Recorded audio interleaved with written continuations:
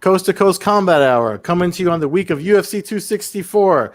Big fight week for fight fans. As always, Ed Carvajal here with Matthew Hawkins. Podcast, as always, brought to you by allaccessmma.com. Make sure you check out allaccessmma.com for your fight news. This week, to help us out with our fight picks, is returning. She helped me co-host not so long ago, and now she's here as a guest. Shamir Peshewa. Hey. Shamir, what's up? What's up, guys? Thanks for joining us, Shamir. So we obviously want to get into the UFC stuff. Do you have some stuff going on at your gym or some kind of system you got going on for weight loss right now that you want to talk about? Well, and I say weight loss because if weight loss is your goal, then it's my goal. Really, we focus on creating a program for people where they can maintain and balance a healthy lifestyle with exercise. So everyone's goal is different. I'm not necessarily saying like I'll help you lose weight, but if you want to lose weight, I will definitely help you with that.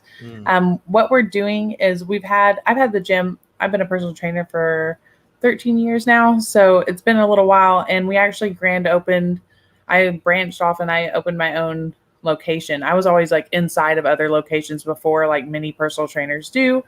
And we actually grand opened 4 days before COVID. So yeah. I was like, all right, well, let's see what happens. And we were blessed to make it and actually do pretty well considering.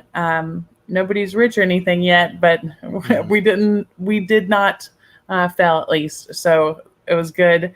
And going into 2021, we just started ramping up.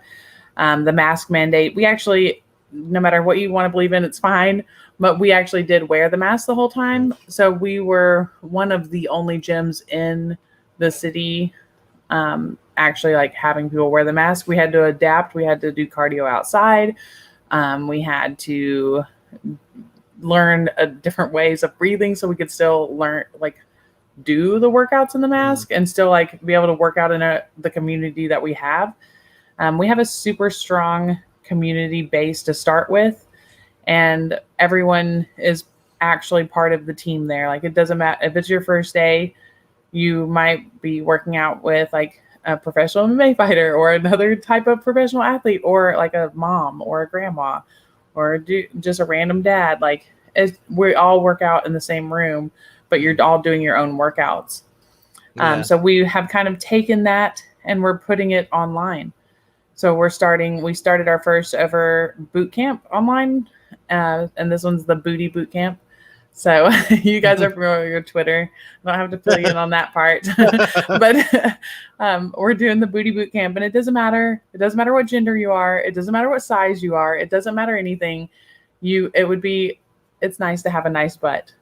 It doesn't matter. It's like one of those things. You know it. Both of you know it. I see those smiles. So we did the Booty Boot Camp first. So it's live right now. And we actually did part of a challenge.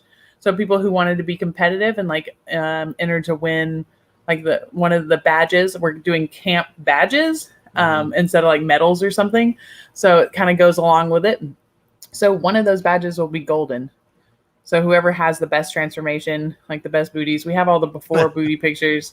At the end of the 6 weeks, we'll do the after booty pictures, and I'll share those with you guys. You guys can check that out on Instagram and on Twitter. But I say all that to say we're going to do 5 other boot camps. We're going to do a fight camp. We're going to do core camp. We're going to do all sorts of different camps over the next like year to kind of introduce our online content. And we just invite people of every walk of life to join us. We offer modifications. I do a lot of things differently so people can achieve the goal no matter what their body type is like originally or whatever they want to do to change it. And we're called Marvel My Fitness. We're a nerd gym.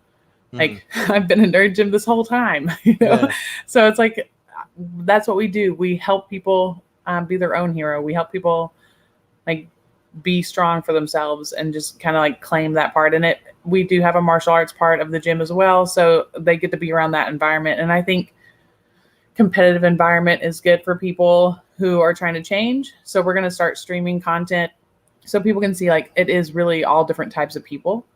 it's not just her and other people who are athletic. Mhm. There's all shapes, all sizes of people, all genders, every walk of life. So I want people to see that and not think that the gym is only for some people. Like you had said on Twitter, like, I want to lose 20 pounds. I'm like, Yeah. all right, DM, like, text me, like, let's go, like, text me, let's do this, because it's easier than you think. Mhm. You just don't know. You just don't know how. And everybody like gatekeeps and like charges ridiculous amounts of money. And I'm like, aren't you supposed to be helping people? Like, are you, like, I understand, like, the goal is to be, at least like doing well enough. Mm-hmm. But what about actually helping people? Most people, when they do like a camp, they don't help you. Everyone who's in the camp, I'm helping. If they get stuck with something, I'm helping them. So we did the challenge, and then we also have it available for just PDF download with YouTube links. So that way people can do it at their own pace if they didn't want to do the challenge.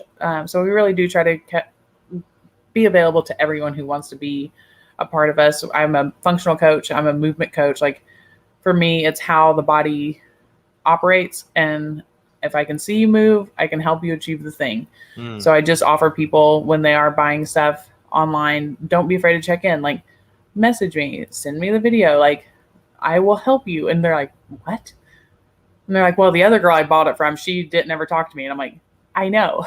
That's why you didn't get any results. You didn't buy another thing for her. Like, I actually want to see you succeed. I want to see you do better.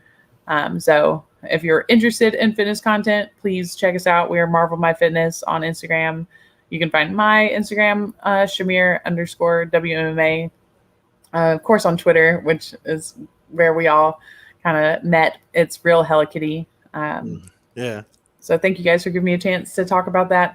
I think we're going to lose 20 pounds. So people are going to see you lose 20 pounds anyway. So that's happening.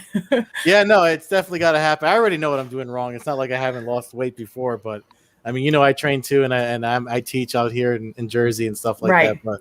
But it's not even that. It's just somebody to be accountable to. Yeah. Like a plan that can fluctuate. Yeah. How to balance. What's funny is with the last time we talked, you talked about how you had just opened the location just before COVID hit, and that's around the same time that we when you were on the podcast substituting for Matt here, and we were talking about having to deal with all the protocols and the masks and stuff like that, and so I'm glad you caught us up with that, because are you noticing now that coming out of stuff or whatever your state of mind is, have your attendance increased, or are you seeing old faces you thought you wouldn't see coming back? Because that's what's happening out here in Jersey for me. Like, absolutely. January, February, the Thursday night class I teach, there was probably 6 to 8 people in it. Now it's double that. Yes. So it looks like people are just wanting to get out and get moving, right?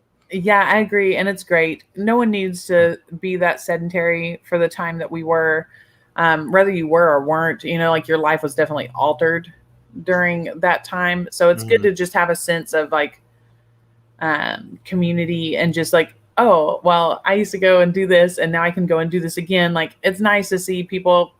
There's been people the whole time who are like, I'm coming, I just have to wait. And I'm like, you're okay. Like, you're good. We're here when, we'll be somewhere, like, we will be somewhere when you're ready. And it's nice to see those people coming back out.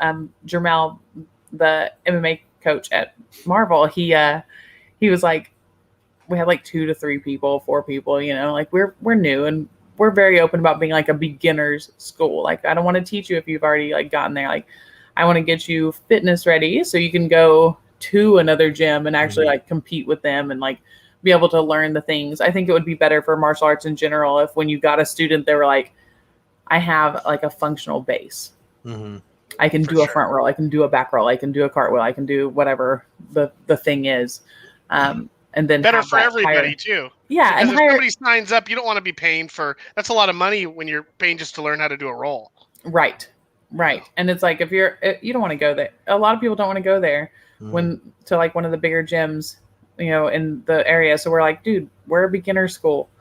we're still fighting. I'm not anyone's like MMA coach. Like I'm trying to fight, but if you would like to be here and be doing the reps with me and be doing the things with me and be doing like all the training with me, then that's totally cool. And come on, let's go.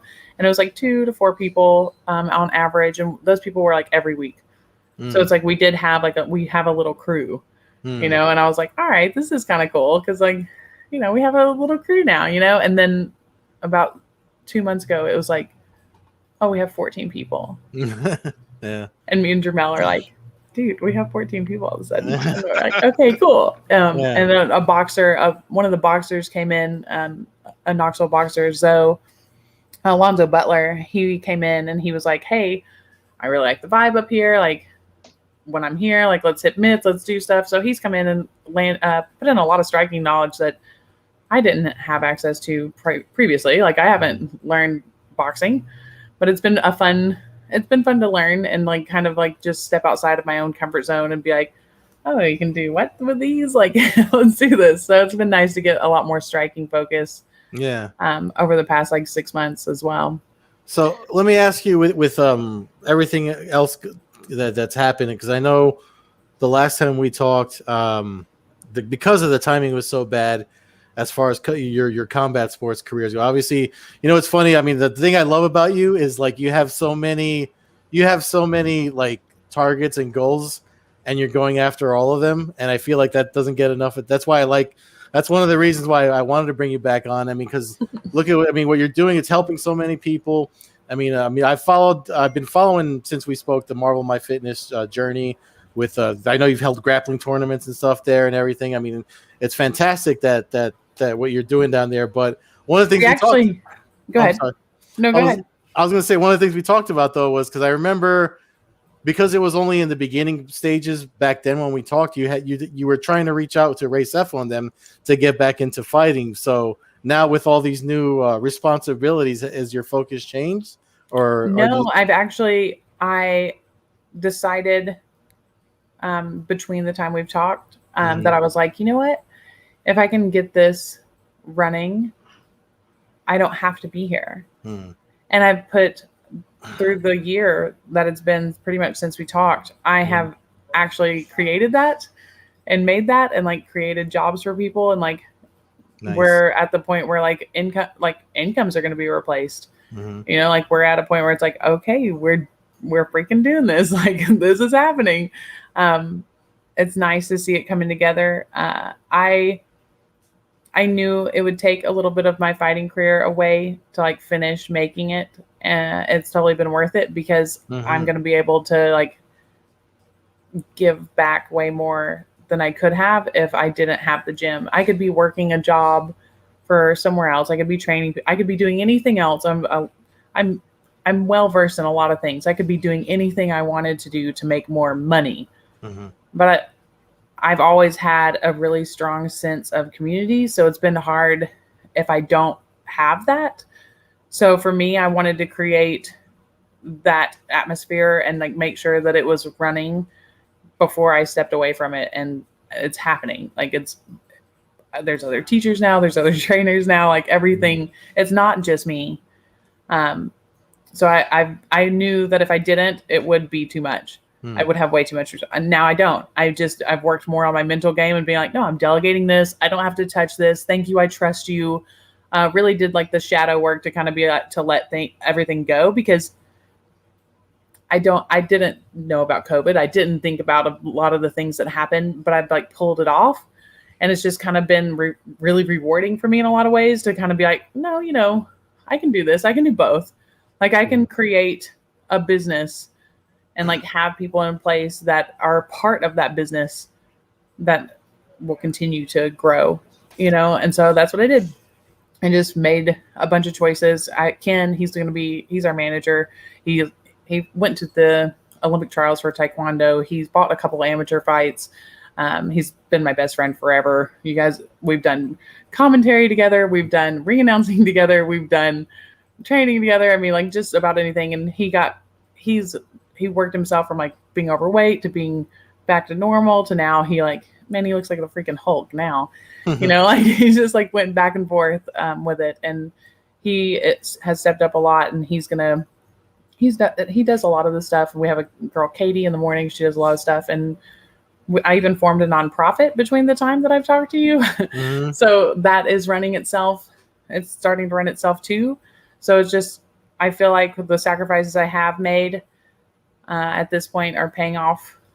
It was a high risk for my fight career, but it has turned out to be very high reward. I actually asked a promoter the other day if he had any kickboxing or Muay Thai, like pro kickboxing or Muay Thai opportunities, or even boxing opportunities, September, October, because I'm just ready. I don't care. I don't care if it's MMA. I don't care what it is. Like, let's go. I'm ready to do it. And I feel good. I feel like I'm losing weight at the right time to be fighting then. So hopefully that's what happens. I'm looking for September, October, no matter what. So I will be doing something. If they can't find me somebody to fight, I will go grapple somebody. Like, I'm doing something. So the last tournament that I got to do was the Artemis tournament that we held. But we held 2 tournaments last year, and one this year. But we held 2 tournaments to where they were women only. And I did that with Danny. It's really Danny Harris, her promotion. If you don't know who she is, go follow her for sure. She's a good follow, just all around. She has the Artemis submission tournament, and it's all women. And we had Gina Elliott down to do commentary. We had Amy Coleman. I mean, dude, we had some of the most amazing women grapplers just hanging out in a room, all compete. It was awesome. It was so cool. And she's really doing big things. She's down in Florida now. So she was in Kentucky, and she would come down here to do this tournament. She's in Florida. You'll definitely want to look out if you like grappling. Yeah, you definitely want to give that a go. And then we did It's a Tap. That was like a Twitter creation. We came up with the name on Twitter, and we did It's a Tap tournament, and it went really well. We had Fancy Pants from 10th Planet come down and ref. We had Betty Lee, who is a IBJJF medalist. She and her husband did commentary. It was really cool. It's just, again, pulling those community, like, southern states. Everyone's awesome, but this is where I live. Yeah, you know? So it's like, we try to promote the people who are there, and I try to, like, really build. There's not tournaments in Knoxville like that where people win money. Like, we actually paid people money. You had to pay to enter, but you have to pay to enter everywhere. But we actually paid you when you won, which it should be. Yeah. You wouldn't be selling tickets if not for the athletes. Yeah. So, I want to help set that precedent to make sure that people do get a fair shake. And if you can't get a fair shake, we're going to have a tournament, Nice. So for the fans that are, new to hearing you, they obviously filled in for me about a year ago now, but you are a professional MMA fighter. I know that that could have been picked up there, but you currently, I believe, Tapology has you 2-0 as a pro. Is that still fairly accurate? So I haven't got to fight. I didn't get to fight last year because of COVID, and I haven't fought this year yet, but I'm pretty determined to. No, that's what it sounds like. I'm just trying to figure out if you could have done more if there wasn't a pandemic. It sounds like you were probably the busiest person in the MMA world. I mean, you got a nonprofit, you got your health series going now, you're training for fights. That's pretty impressive that you were able to pull all that off during a time when most people were either not able to do anything or fell into a laziness where they just didn't want to do anything. I don't really believe in limits. Like, I know it sounds like cliche, or some people will be like, oh, fuck her, like, this is stupid. I really don't. I believe everyone gets the same amount of time every day. And if I die tomorrow, at least I had done as much as I could up until that moment to make what I wanted happen. If I get taken out before I get there, I can't help that. It's up to me to, like, make sure that I'm doing everything that I can do to put myself at the best opportunities and put myself into the doors. I don't wait for people to open doors for me. I'll go open the door and be like, hi, I'm Shamir. I'll go introduce myself to you, because a lot of times people just wait on someone else. And it's that waiting that actually kills things, because then you start to doubt yourself, and then you start to have fears, and then you start like, okay, well, I can't really do that. It's the same with fitness. It's the same with fighting. It's the same with being an entrepreneur. So I don't really accept it at this point. Like, I've just kind of, like, gotten there mentally, and I don't know how.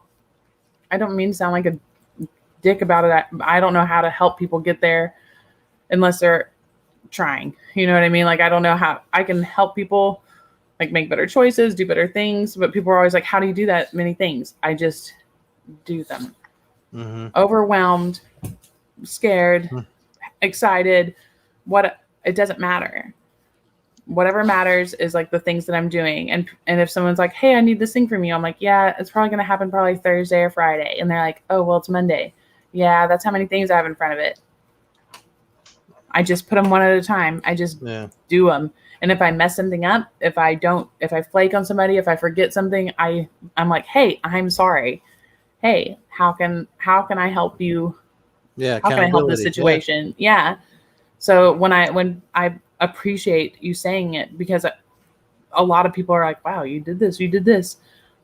I think outside some circumstances that anyone can apply themselves and anyone can do things. I didn't know how to make a nonprofit.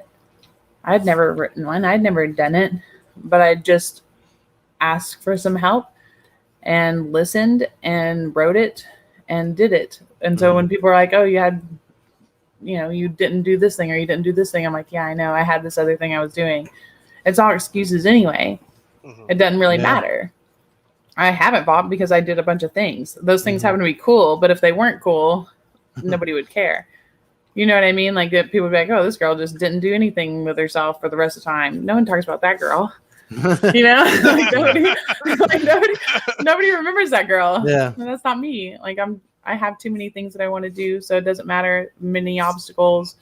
It doesn't matter hardships. It doesn't matter. I think I've proved that in fights too. If you guys watch, you'll watch me get my ass kicked. You watch me kick ass. You watch all sorts of things. Like, it's, for me, I want fight of the night. I like to fight.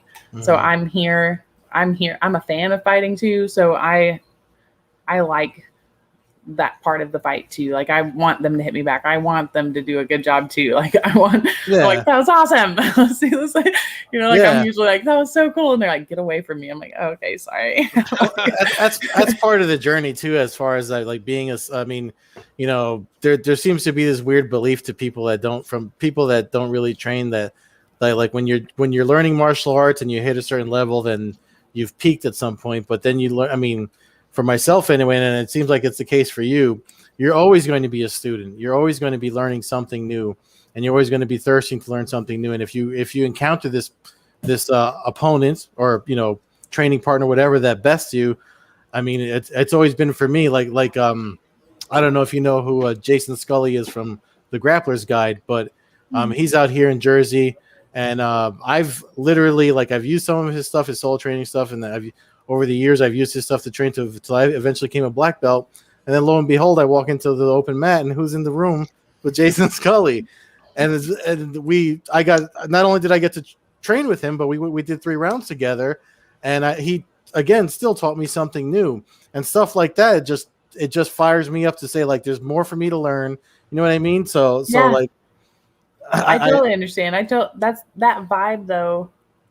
If you apply it to everything else, you'll do great. Yeah. It doesn't matter what you're trying to do, because if you apply that passion, like that excitedness you get when you go in there and you're like, oh God, let's do this. Like, we get to go. Yeah. Like, that can't be replaced. And so it's like, whatever makes you feel that way, that's what you should be doing.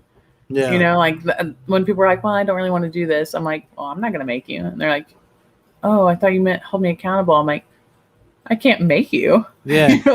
I'll hold you. I'll be like, well, that was your dumb fault, I'll be like, don't ask me, like, you didn't do what I said, but it's that culture that helps people change.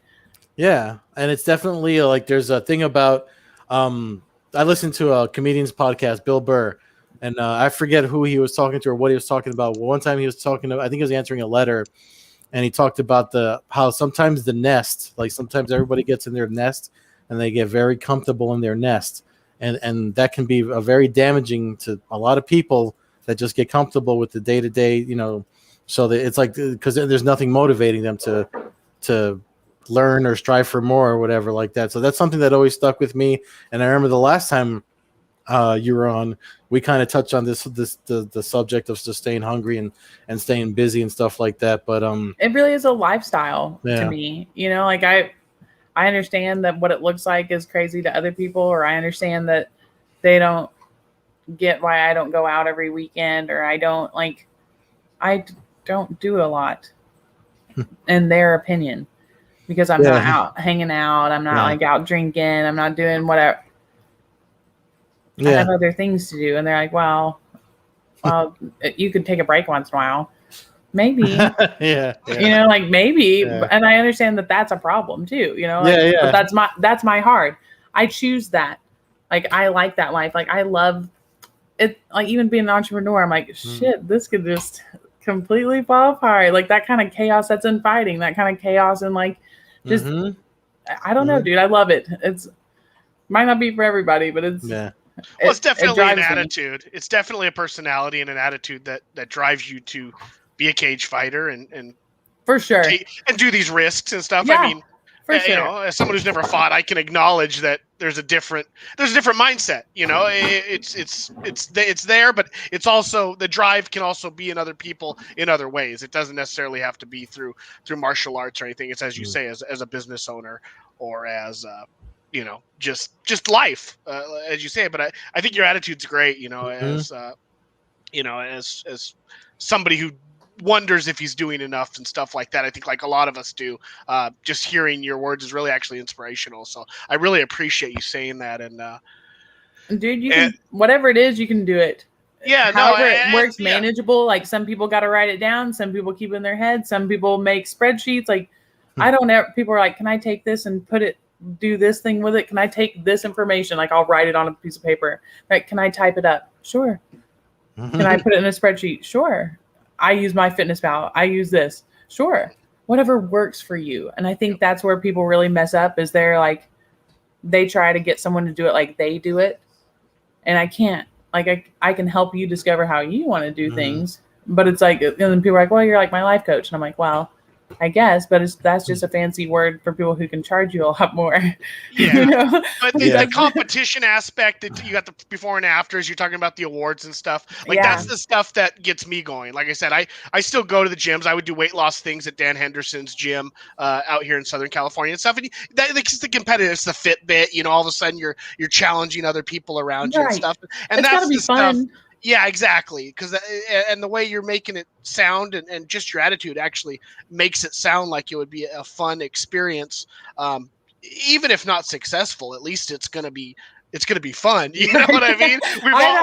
We've all spent money on stuff that hasn't worked out, and no, you'll always have fun. You'll learn something and you'll have fun. You will sweat. You will learn something. You will have fun. That is guaranteed. You might not come back, but you will do those things. You might. most people come back, I'd say. Once they're in there, they're like, oh, this is chill. This is nice. Like, no one's yelling at nobody. I'm like, no. Like, I'm not in there yelling at you. I'm like, hey, it's more of an educational fit area. Like, some of them hee-haw, but that's, they're gonna that's how they get through it. Some people cuss the whole time. Some people hee-haw the whole time. Some people put their headphones in. They tune out everybody else. It's just, you get to be yourself there. Yeah, I can tell. I mean, just because, like, you know, following you ever since we talked the last time and watching all this stuff, and there's some of the floor drills that you do for warm up that I do now when I'm warming up to get ready for my sessions and stuff like that. But that's awesome. I can tell that. But some of the stuff you do, that when I forgot anything that's probably, because I'm way older than you, but maybe not. I'm deceptively old. But some of the stuff you do, I'm watching it and I'm just like, yo, not for nothing, I would probably be like, yo, this shit is too hard. Like, I could see myself, as long as I've been training. I mean, I've been training almost 30 years now, but, like, you know, there's things now, like, because I have a tear in my pec. So, like, I can't do push-ups the way that I used to do push-ups anymore. So I saw you doing some sort of transitional floor exercise that I was like, oh man, if I do that, I mean, she'd either be on my ass yelling at me for doing it wrong, and I'd be like, no, this shit is too hard. No, we'd find a way to modify it. And if we couldn't modify it, we'd find what muscles were weak in the motion, and then we would work on those muscles, and then we would make it a goal to get there. That's what I do with everybody. So it doesn't matter if you can do it. I had a girl who couldn't, like, do the floor, like the squat challenge that was earlier this year. You get toes touching the wall, so your body is right up against the wall. Like you only have as much space as like your toes to your heel. Mm-hmm. And you have to sit down into a squat all the way to the ground and lay down and then stand back up. It's hard. Yeah. And most of the people who are doing it, you can tell are gymnasts or yogi people or strippers or swimmers. Like they're whole body athletes is what I'm saying. Like they're complete. A lot of athletes are not really complete. They can do like the thing they're supposed to be doing, but then like they can't do other things athletically or move in a way that's athletically in those ways. So it doesn't matter like how big or small someone is. It depends on how many reps they have and what muscles are built up or if they've done the reps to get the skill. Everything's a skill. So I had a woman who was like, I really want to be able to do that. And I was like, all right, because I'd posted it. And so from when I posted the video to now, she's to where she can get all the way to the ground. She's not a small lady, but she's now to where she can get all the way to the ground. It doesn't matter what the skill is, I promise you, unless there is a functional, like a pec tear, or a rotator cuff injury, or you've had a surgery and the ligaments and tendons aren't the same. Like unless there is like very much damage, you can recover it. Yeah. And most people think about like rehab, but honestly, man, like there's so much stuff that doesn't hurt that you can build up. You have so many tiny muscles in your body. Mm-hmm. And that's like my bread and butter, just people being functional for themselves. I don't want you to like go outside and play with your kid and tear a hamstring, you know? Like, yeah. Like, well, I tried to do a handstand on my daughter's TikTok and broke my arm. And I'm like, why? Yeah. That's real. That's a real story. I'm like, okay. And she's like, I have to be able to do a handstand. I'm like, you already broke your arm doing it. Now you're here. I'm like, all right, come on. I'll teach you how to do a handstand, I guess. You know, like, let's go, you know? All right. Well, just to segue in, because you were talking about how you like fighting and competition, there's some fights going on this weekend, UFC 264. And we're going to have you help us do some predictions on the main card. So okay. I'll bring it up on the screen here. Dun. No, I'm just kidding. Matt, we usually do start at the bottom and then work our way up, right? That's it right there. Yep. There we go. See if I can get through this weekend. First time in a decade I haven't been out to Vegas in July for the fights. Unbelievable. That is sad. Yeah, no, it had become my tradition, and then they decided to have McGregor be $500 to get in the door. I wouldn't pay that even if I had it. No, not for this one. But anyways, it is a good card, good pay-per-view card, and God bless everybody who could afford a ticket and will enjoy Las Vegas this weekend without me. The event kicks off.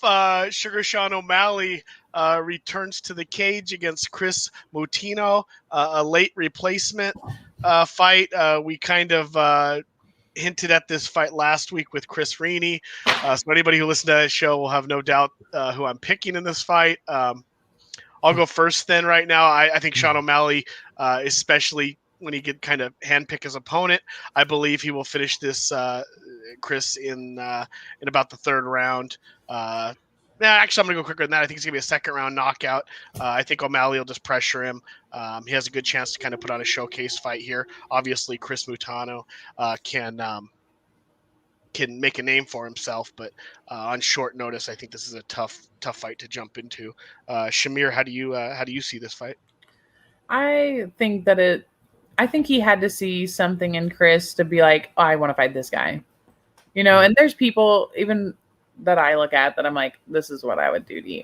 You know, like this is how I would fight you. So there had to be something, I agree, that he saw that he could take advantage of. I really don't know anything about Chris. And so when it popped up, like I know he's in the UFC, but besides that, I mean, he doesn't even have a picture. You know, so I don't know very much about him. But when it happened, there was like this stuff on Twitter where like pretty much handpicked it. Mm-hmm. And so I was like, well, he'll probably win. Because and then I also thought, like, if he loses, will we see, like, a Ronda Rousey type? Mm-hmm. Like, yes, we probably will. Yeah. Well, let's be honest. Somebody else needs to do some soul work, you know? Yeah, I mean, we're all on the same page. I mean, there was a short notice opponent. handpicked. Sean O'Malley obviously didn't want any of the smoke from the folks that were already in the UFC raising their hand. So I think we're all on the same page on this one. It's hard not to pick. Usually, it's hard not to pick someone coming in short notice. It's hard not to pick the guy that's been in camp and training. You know what I mean? But yeah, we're all on the same page with that one. So And the reach is just I feel like he's definitely gonna do it. yeah. I feel like he's not 5'11". He's got to be like 6 something. I feel like that might be wrong, but I think he's just long. I'd have to see him in person. Yeah, it's hard to tell unless somebody's really in front of you. Yeah. Now here we go. Here's a weight class that you're familiar with, Shamir. Mm-hmm. Bantamweight, Irene Aldana versus Yana Kuniskaya. I mean, we'll let you go first since this is your territory. How do you see this one going? Well, I think Irene's going to have something to prove since her last fight with Caitlin. She lost by decision, and she didn't seem very happy with it. And so I think that she's going to come out and definitely be more aggressive because of that. But I think that Kuniskaya takes it because she is also on a loss, but I think she does better when people come forward on her, if that makes sense. Like, I think she does a lot better when someone's coming in. So unless Irene stays back and really plays her reach and plays her ability to kind of be away from someone, if she doesn't play her reach, I don't think that she takes this one. I could be wrong, but I think Kuniskaya takes it just out of the style. I kind of made that. I see that definitely kind of happening here. I think Kuniskaya, she's going to be the more volume puncher. Aldana, I think the fight stays up on his feet the whole time. I think this is basically going to be a boxing match or a kickboxing match.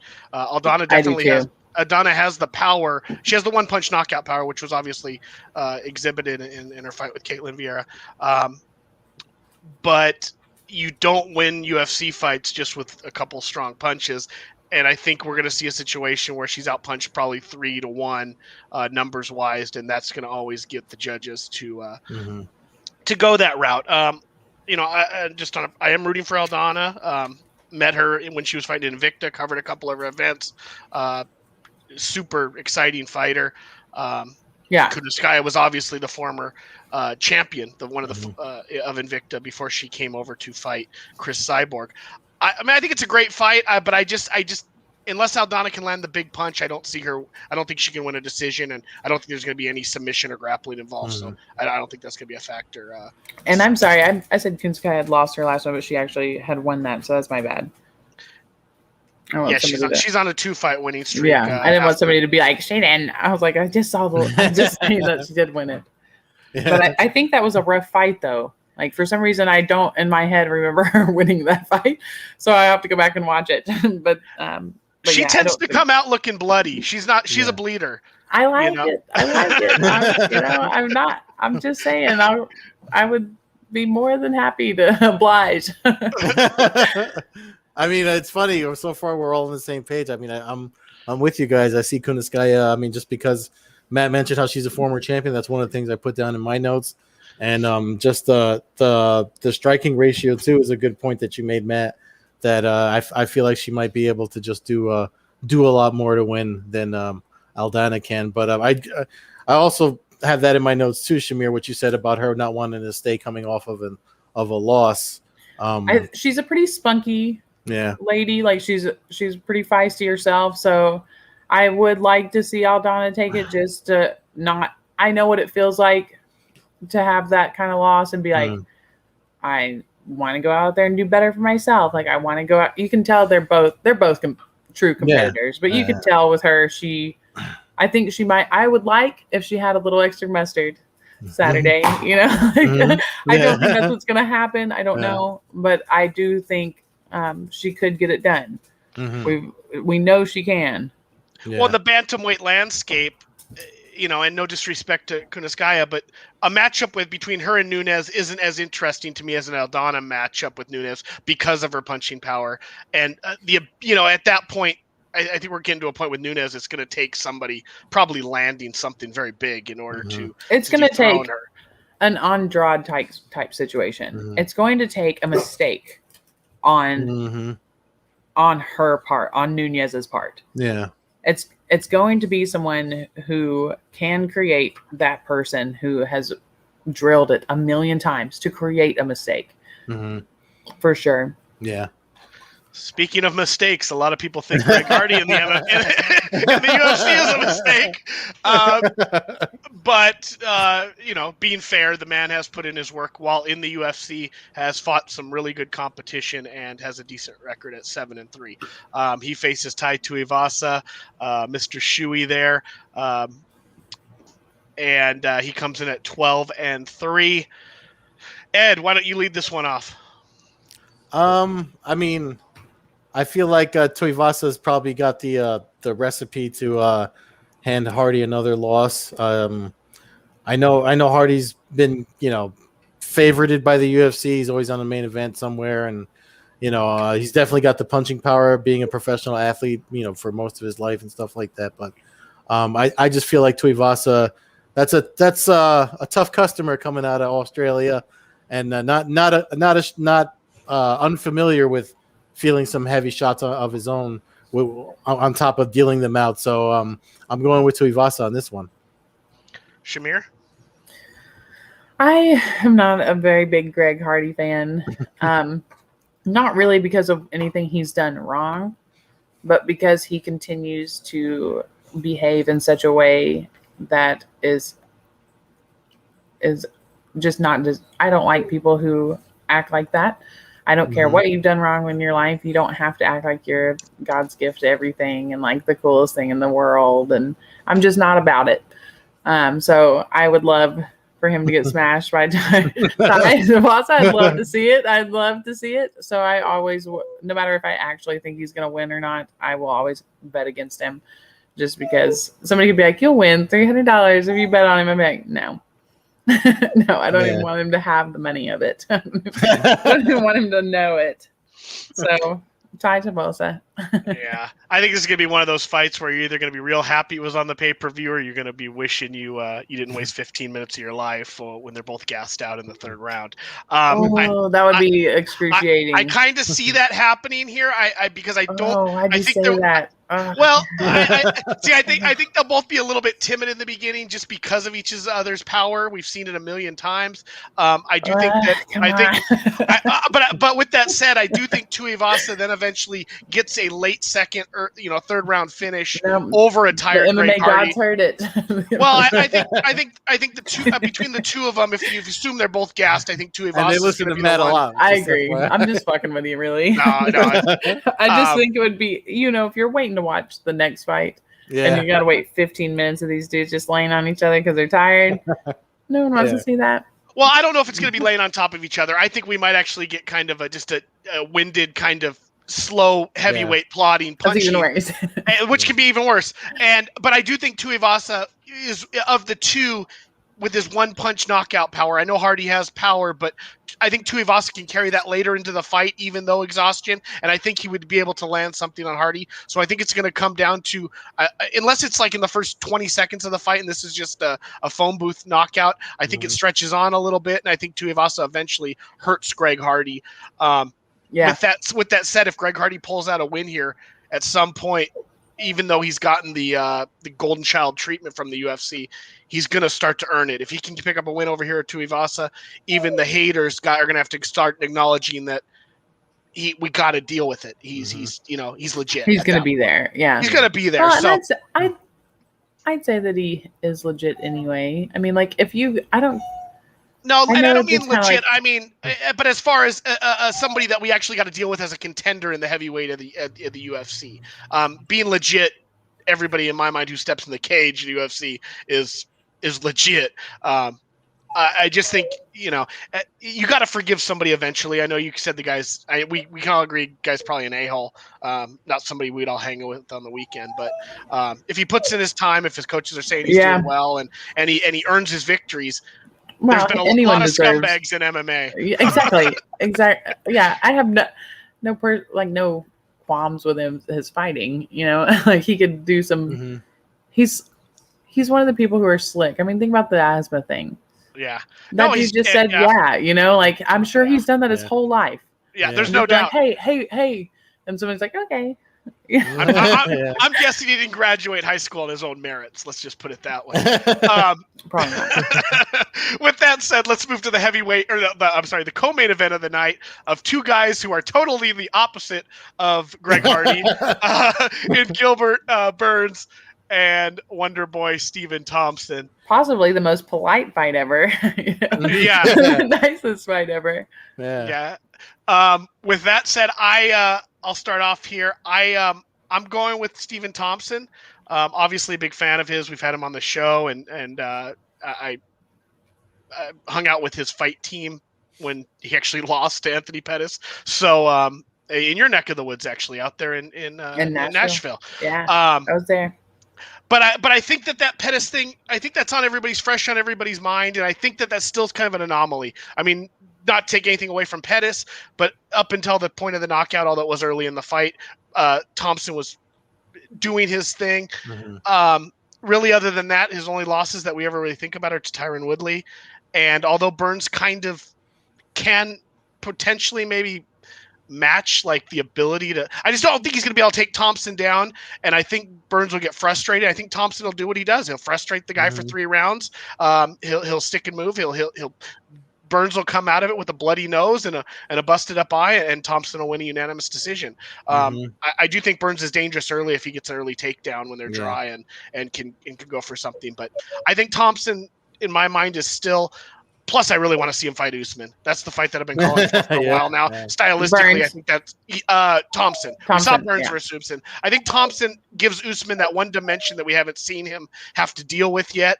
And stylistically, I just think it's a fun fight. So I'm going to go with Thompson by unanimous decision. I don't think anybody finishes anybody in this fight other than Burns pulling off a quick, Frank Shamrock style armbar or something early in the fight. Yeah, I don't think the Pettis thing, I don't think that was like a Wonder Boy thing. I think that was probably somebody who had watched him do something enough times where they're like, oh, I know that I could do this if I fought him or something. Like, I think the Pettis thing was kind of weird. I really don't know how this one goes. I would like to think that Stephen Thompson, I definitely am a fan of him. I wish that he does stay at his range, but I'm not sure that he doesn't get taken down. Burns is sort of like relentless at it. So unless I'm sure they have trained to like make sure that doesn't happen, but it's still kind of, you think about it, like you think about it in your brain, like, well, I know of these fights, that's what he's gone for, So I don't know. I think Burns might take it. I want Wonder Boy to win. I would be happier if he won. If he does what you're saying, if he goes out there and just keeps him at bay, I think it'll be good. But I don't think that's what Burns. I don't think Burns takes that. Yeah. I'm kind of. This is a hard one to pick because again, I've watched a lot of their fights. Both men. I'm a karate guy turned jiu-jitsu guy myself. So as far as like being a fan of both their styles, it's hard for me to pick a side, so to speak. Having spoken to both men too, it's even harder because I know they're both super nice dudes. That always makes a difference. Yeah, none of it makes a difference, but it's just it always does. It always does though in your head. Yeah, and it's hard. It's just hard to pick for. I mean, I could see. So, like, if you look at the fight, Usman versus Burns, Burns had a really strong first round before things went south for him. So I could see something happening for him in the first round, especially with all the striking training he's done out there in Florida at Sanford MMA, and then I know he brought in Raymond Daniels to kind of mimic the style of Wonder Boy, which is only going to help him come fight night.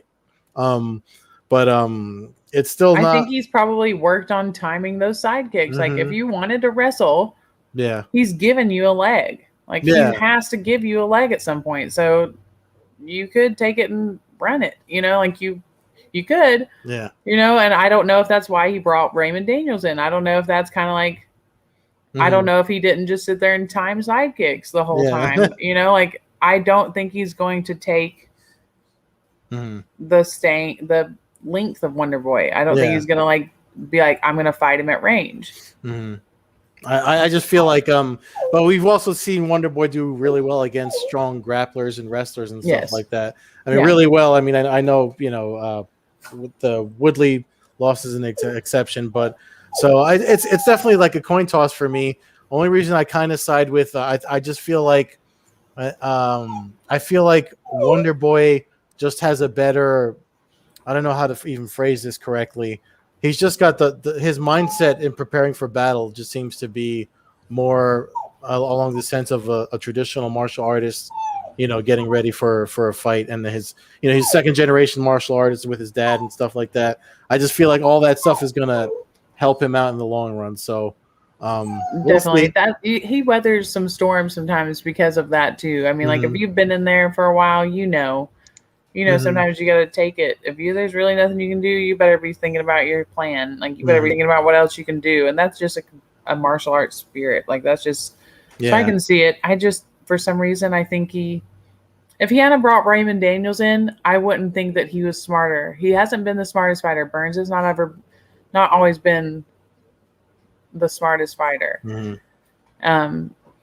So to see him bring in somebody like that was, to me, it looked like he was stepping it up, Yeah. No, definitely. I just think that I think if nothing doesn't happen for Burns in the first round, I think a Wonder Boy can take it. Like Matt said, a unanimous decision probably. But and then here we are at the main event. Dustin Poirier, Conor McGregor trilogy fight.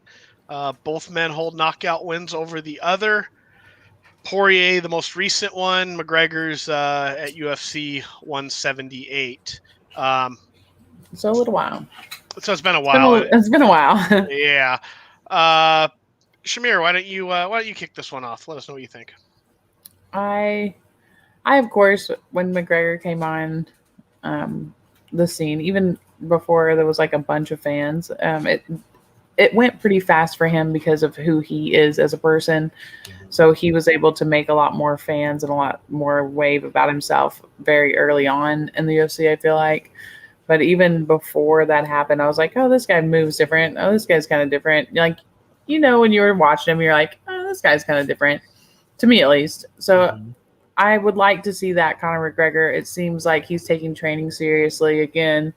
It seems like he is doing all of the things necessary to succeed.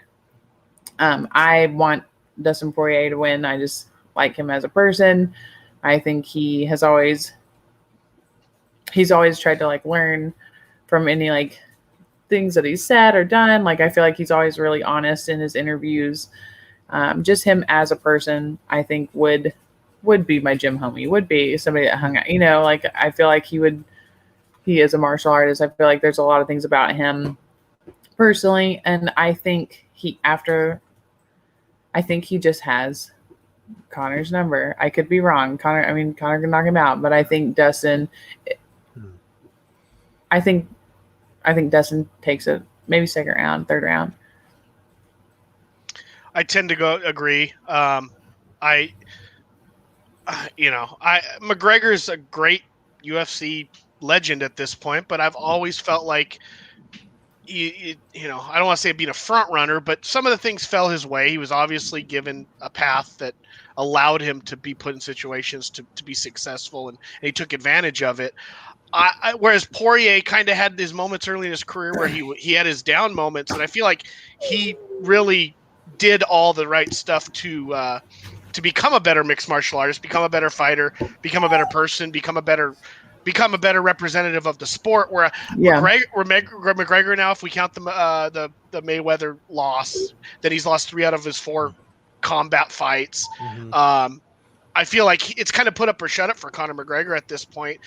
He does get a little bit of extra rope because he's the Irish guy. He's got a fan base that's built in on being a countryman as opposed to the fair weather fan that, all of a sudden is anti the last fighter to lose a fight. He's got a built-in fan base, so he's always going to have that there.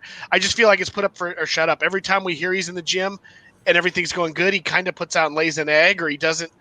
It's kind of like when you don't expect it. Like, I didn't expect a 13-second Aldo knockout. I didn't expect him to do what he did to Eddie Alvarez. It's like, to me, it's like got to come out of it. So I think we're either going to see the best Conor McGregor we've ever seen, or we're going to see the end of his career. The same. Yeah. I don't think it'll ever be the end of his career. I think he'll be one of those people who fight for money forever just correct. Because he can continue doing so, But the end of his top shelf being a UFC champion. I don't think if he loses this fight, I don't think he works his way back up the killer's row that has become lightweight or welterweight if he decides to try that. I don't think he ever, because if he loses this, and realistically, he's got to drop into the 8, 9, 10 range. I would think they probably won't, but he'd have to be 3 or 4 fights away from a title shot. And I don't know if he has the drive in him at this point get those 3 or 4 fights. Do that again. And that's what we're going to find out with Wonder Boy. Wonder Boy, this is his last shot. If Wonder Boy does, his next loss is basically the end of his dream of being a UFC champ. So because he's going to have to fight 3 or 4 more fights to get back up. And he's on his 3rd one now, or his 2nd one now of good competition since the loss. So he's really, this fight will get Wonder Boy. I got to see what happens with McGregor. I think those kicks, I don't think you learn how to defend those kicks that ate him up in a matter of, what was that fight? Last September, maybe, somewhere, give or take. I mean, we're really it's a the Poirier fight, the last Poirier fight with January. McGregor. It was in January. Okay, so it was even sooner. Oh, yeah. It was January. Yeah, because I think Poirier fought September, maybe against Khabib or right around then. But anyways, I got to see McGregor step up and make his move on this. But I'm going to go with Poirier by – I don't know if he does it as quick, because I think McGregor will be more gun-shy and won't make himself as available to be hit. But I think Poirier in the championship rounds is able to finish off McGregor and might even submit him. We've seen Conor, once he kind of goes down to the mat, he doesn't against great fighters, he's quit recently. But you can't pretend you didn't do that. No. You know what I mean? No. Like, I don't care who you are. Yeah, the Diaz one I hold against him. The Khabib one, Khabib might just be the greatest fighter who's ever walked this planet. So maybe he just is not the same. He's a better man than McGregor and beats the hell out of him every time they fight. But I can. It's hard for me to forget it. Sure. No, I gotcha. Ed, why don't you finish us off with this final pick here and let us know Thank you. Who you got. It's hard for me to well, it's not hard, because I was looking into this fight on Sunday when I did the Sunday submission for MMAnews.com. This fight in particular, before the last Poirier fight, McGregor had a pretty good track record with his rematches. When he fought Diaz, lost, and then he got the immediate rematch and he won. So it was kind of like almost not really a pattern, but I was looking for something there to see what's the change in attitude. He seems more confident. We're seeing evil McGregor now versus the nice guy McGregor that we saw that fight week. Well, I mean, it's still the beginning of fight week, so we don't know. We won't know which McGregor we're getting until Thursday, I guess, because there's no talk about donating to whatever. It seems to be a lot of shade thrown mostly from McGregor, which leads me to believe that maybe he's not as confident as he's doing this to work himself into a confident roar against a man that beat him pretty damn clearly in the last fight. It sounds a lot like false bravado. Mm-hmm. Exactly. It really does. So if that's what he's got to do to get his mind right, I mean, maybe everybody's different. Yeah, and maybe like Matt said, this is he probably knows it's do or die for him too, as far as his marketability or his golden child status or whatever you want to call it goes. But that being said, I mean, it's hard for me. The thing about McGregor, while he was off making, he did help grow the sport and make a lot of money and stuff doing other things and the liquor business and boxing. But while he was doing all that, Dustin Poirier was getting better, and that's why he won last time. And I don't think he stopped doing that. And Poirier seems to even recognize his own fault from their last fight, because that first round, McGregor did land a few on him that gave him some trouble. And I saw his last interview with Brett Okamoto, and he said, if I get past the first round, then it's over for McGregor, because he seems to recognize McGregor's strongest round will be the first round. And, McGregor's got 100% lost by submission. Let's not forget that Dustin Poirier has a very, very tight guillotine. So if McGregor does a panic shot, off of any, calf kicks or anything like that, I would love to see him guillotine him. Yeah, exactly. I would love to see that. That's there waiting for him. So I think we're all on the same page with this one. I'm picking Poirier to win decisively, not by decision. I just see him either getting the sub or the knockout. I'd be surprised if McGregor wins though. But same. Yeah.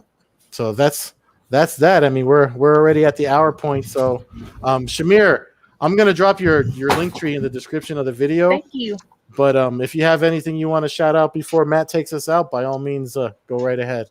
Guys, just thanks for having me. I love doing it. It's really fun for me, so I appreciate being here and just spreading the word about Marvel and telling people if they want to get healthy, they can come and find us on the internet. And no pushy salesmen, no weird stuff, just conversations about being healthier. Come follow me if you'd like to know more about it or anything else, my crazy dogs, whatever, So thank you guys so much. Awesome. Thanks for having us or joining us. I've got these dogs going crazy. At least they waited till the end. Oh, fans can check out the show at www.allaccessmma.com for our video podcast. Check us out. You don't want to see the video of these dogs.